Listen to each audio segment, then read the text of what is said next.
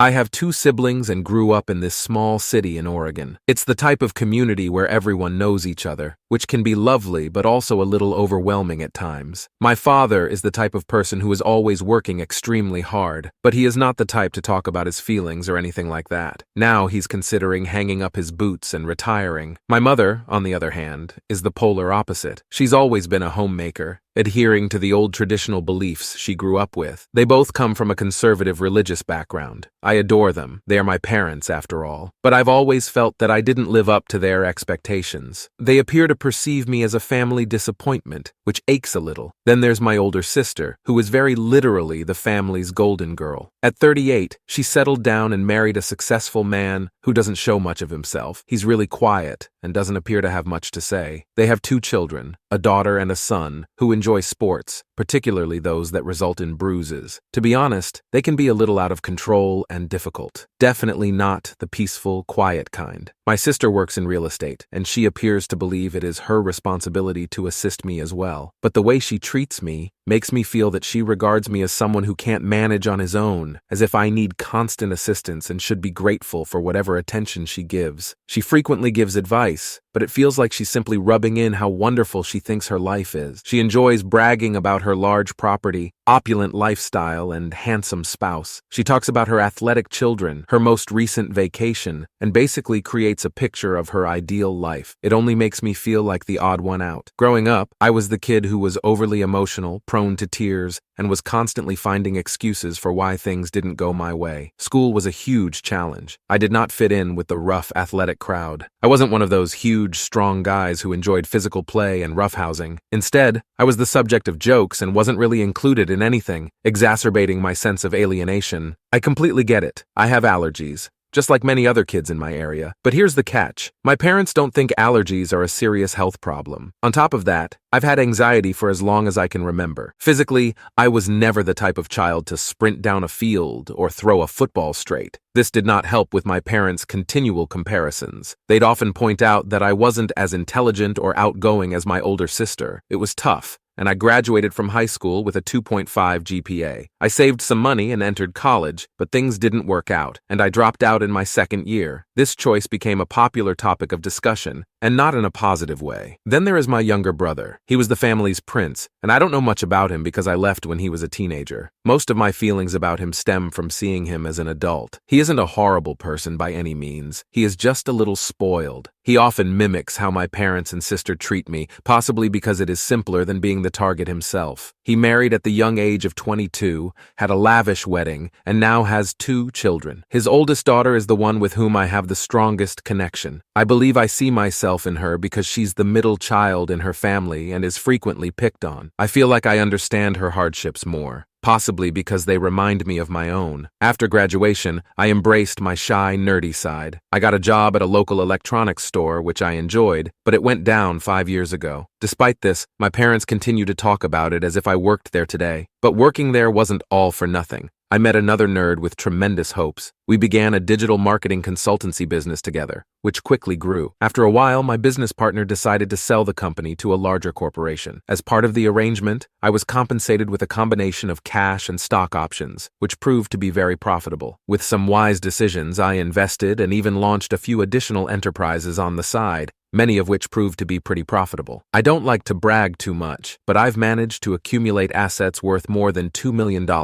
I'm currently the CTO of a new private startup. Despite my financial success, I maintain a somewhat simple lifestyle. I drive an older Honda Civic that has been around for 10 years. I live in a modest 2-bedroom apartment in a great neighborhood, and all of my furniture is secondhand. I am still single. I see a therapist on a regular basis and have a hectic schedule. One of my constant issues is battling insomnia, which is difficult because, like my allergies and anxiety, my parents do not believe it is real. They assume it's all in my head. So while my life has had its ups and downs, I've managed to carve out a successful route for myself, even if it's not what everyone else expects or understands. My parents expect me to join them for supper every Sunday, but it's not a quick drive. They reside on the opposite end of the state, so it's roughly a 90 to 120-minute drive each way. That pretty much takes up half of my weekend. Despite this, people seem to believe that being unmarried, and what my sister refers to as a mental case, I wouldn't have anything better to do with my life. These dinners might be somewhat challenging. I sit there for 3 hours, listening to forced comments on my sister's most recent huge real estate sale, or receiving unsolicited advice on how I should mature, marry, and become a proper adult. If I miss one of these dinners, it will undoubtedly be the main topic of talk at the following one. Although they've never explicitly called me a moocher, the insinuation lingers, which is both mystifying and irritating. Honestly, I often wonder why I keep going to these dinners. When I talk to my therapist, my family minimizes or twists whatever achievement I've had into something negative. Until recently, everyone back home assumed I worked at the now-closed electronics store. My previous retail profession was always looked down on in comparison to my sister's apparently more mature, outgoing, and successful career. This disparity made it difficult to convey the genuine situation of my life and accomplishments to anyone back home. In my family, digital marketing and consulting were always dismissed as less serious professions. Whenever I tried to bring up technology, which I am an expert in, my sister would talk over me as if I didn't know anything. I typically let her go on. I could tell she was talking gibberish, but I was scared to confront her. I didn't want to have to explain my expertise, which would eventually lead to a longer explanation of what I do. Deep down, I guess I was afraid they wouldn't take my career seriously, and that it would impact how they perceived everything about me. It's safe to say I've been a bit of a mess. However, everything changed 2 months ago. Somehow my sister obtained some of my personal information. She really hired a private investigator to conduct what she called an employer background check on me. I assume she and my parents were plotting an intervention. What they discovered really surprised them. They discovered my true net worth, that I was not living in a rundown building, and other personal information I had kept hidden, particularly because my job requires security. I even received notifications regarding unwanted efforts to access my credit report. After putting 2 and 2 together, I realized what had happened. This discovery has brought everything into the open, and now I must manage this unanticipated shift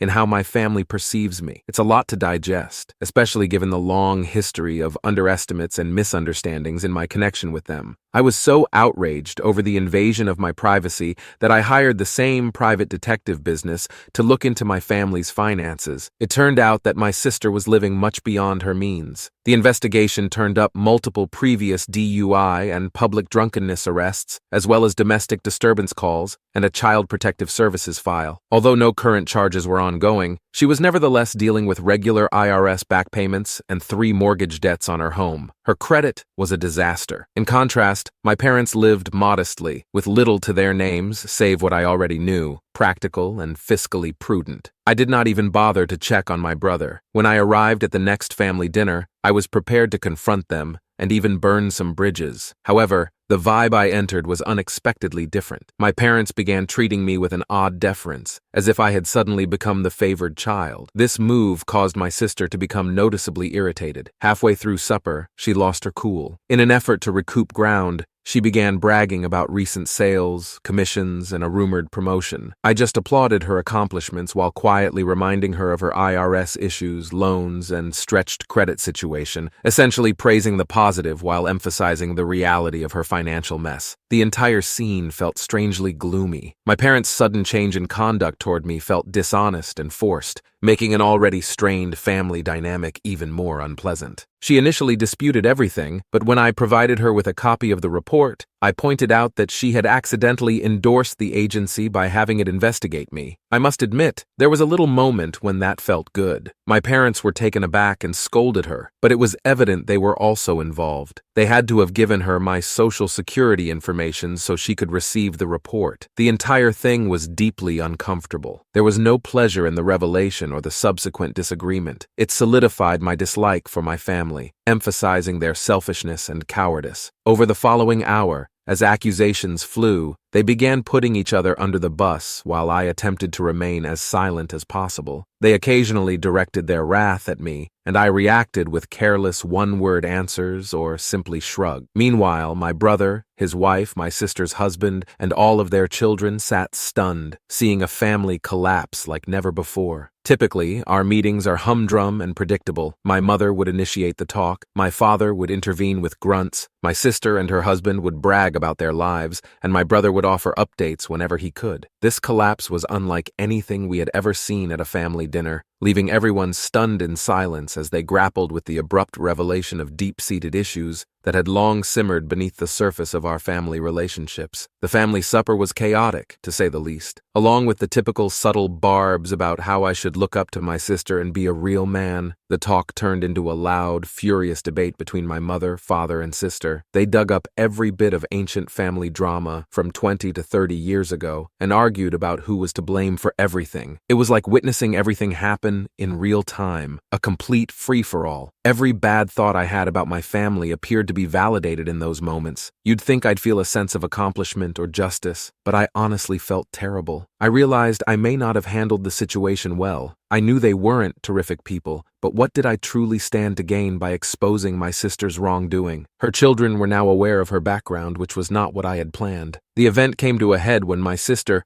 red-faced with rage, lashed out at me. She blamed me for all of the family's troubles, ending in the harsh words, "You should not have been born." That moment was frightening, not only because of her comments, but also because I observed my parents trying to calm her down, a panic gesture I had never seen before. Despite their efforts to intercede, they never fully acknowledged their part or how they had treated me over the years. It was a vivid, painful reminder of the inherent flaws in our family dynamics, leaving me feeling both vindicated and deeply saddened. When I couldn't take it anymore, I stood up and said that I was finished with these dinners and would not be returning. That's when my folks flung another charge at me. They claimed I was withholding assistance from a niece or nephew who had an illness, implying that I could have healed it but chose to ignore it. This was news to me. I had never been made aware of any such problem, nor had anyone approached me for assistance. I assumed they were making it up at the moment, but I didn't question it. Instead, I informed them, "I thought you believed I still worked at an electronics store that hasn't been in operation for 5 years, a point I'd highlighted several times but they never seemed to get. The way they rewrote our family history was not only awful, but also shameful. Overwhelmed and furious, I simply walked away and drove home. Now, I'm left with conflicting emotions. On the one hand, I feel violated that they know my financial worth, which will undoubtedly lead to pressure to repay them, especially because I've seen them do the same with my sister. On the other hand, I understand and appreciate that my parents met my fundamental needs, food, water, and shelter, during my childhood.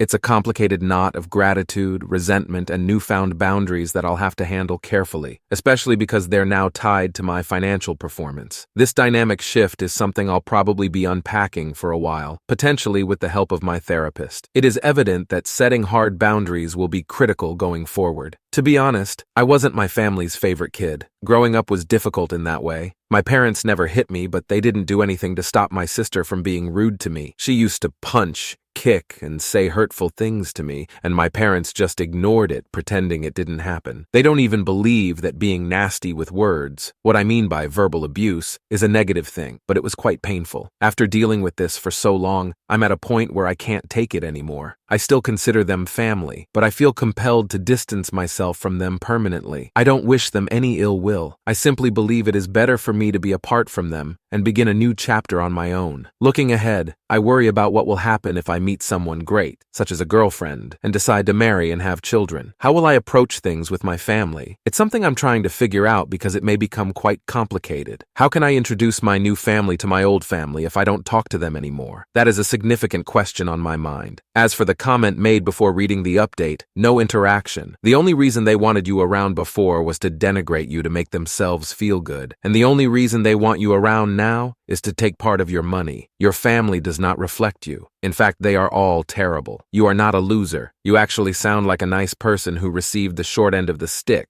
when it comes to family. Block their numbers and go about your life without them. I believe you performed an incredible job. Reduce your contact with your family as much as you want. You know they're simply wanting your money, so you don't have to interact with them on anything other than your terms. Continue to communicate with your therapist in order to help you transition into a life free of their negative influence. No touch. Totally. If possible, pack your belongings and go to a new city for a fresh start. Many people who date are estranged from their families. Explaining this to a potential partner can be awkward, especially if their familial ties are strong, but you are not the first person to have to take such dramatic measures. You will start a new family when the time is appropriate. In the meantime, here are a few things I believe you should do if you haven't already. Place a security freeze on your credit accounts. If your sister used resources from her real estate office to gather this information information on you, you might want to consider alerting them. I doubt they'd be thrilled to learn they were involved in fraud. Also, get a lawyer. You are young, but disasters happen, and your parents are currently the default next of kin, inheriting everything. Maybe you don't care, but if you'd rather have your assets transferred to someone else, get it in writing as soon as feasible. Finally, contact a competent counselor. You may be experiencing some loss in the following months, and it will be beneficial to talk it through with a professional. Update. After that huge dinner showdown, driving home felt like escaping a battlefield. The road was quiet, just me and my thoughts racing through the night. When I pulled into my driveway, I realized something had to change. I couldn't keep having these family dinners without losing my mind. Over the next 2 weeks, I kept to myself, concentrating on work and my own well-being. The comic books and tech devices in my house were more than simply distractions. They were my sanctuary. I also increased my treatment appointments, devising strategies to keep my family at arm's length without cutting them off totally. My therapist, Dr. Bennett, was a lifeline, guiding me through boundary-setting tactics that seemed more like building a fort than erecting a wall. As the weather warmed up, my thoughts turned to the future, namely toward relationships. I had been alone for a long time, focused on myself, but the prospect of meeting someone wonderful began to feel not only imaginable, but likely. And then, like something out of a comic book, Eva entered my life. We met at a technology conference. She was giving a session on cybersecurity, and I was captivated not only by the subject, but also by her personality. She was bright, grounded, and understood me. She also saw family as being all about love with steely boundaries. As things with Eva became more serious, the elephant in the room asked me how to introduce her to my family circus. We spent several nights over pizza discussing how to address the situation. We decided on a strategy: make family gatherings light, public, and brief. Eva agreed to back me up, which was a game changer. We began with coffee gatherings. I reintroduced myself to the family gatherings, this time alongside Eva. Predictably, the first few times were really awkward. My parents were overly courteous, tiptoeing about me as if I could leave at any moment. And my sister, well, she seemed to want to say a million things but couldn't. My brother and his children, however, were a breath of fresh air. His oldest daughter, who reminded me so much of myself, immediately took a fancy to Eva. These coffee dates became our thing. They were like brief excursions into family territory. Fast in, quick out. It allowed me to reconnect without getting lost in the drama, and it surprisingly began to work. My family gradually adapted to this new situation. They began to accept my boundaries, perhaps recognizing that this was the only option to retain me in their lives. As Eva and I became closer, I began to wonder about the future. What would our lives be like? I could imagine us forming a strong family based on respect and love rather than obligation and guilt. But I was aware that the journey would not be easy. One summer evening, as Eva and I were walking by the lake, talking about possibly moving in together, I realized how far I'd come. From feeling like the family letdown to standing on my own with someone who genuinely understood me. It was like night and day. Looking ahead, I am cautiously optimistic. I know there may be bumps in the road, maybe even crater-sized potholes, but with Eva, I'm prepared. Setting boundaries with my family was about more than simply protecting myself. It was about making room for new relationships and a happier future. And as for those Sunday dinners, they're still on the calendar. But on my terms. I go sometimes, but not always. When I do, I bring Eva along, and together we deal with whatever comes our way. It's not perfect, but it's much better. It's about striking that balance, maintaining serenity without losing oneself in the process.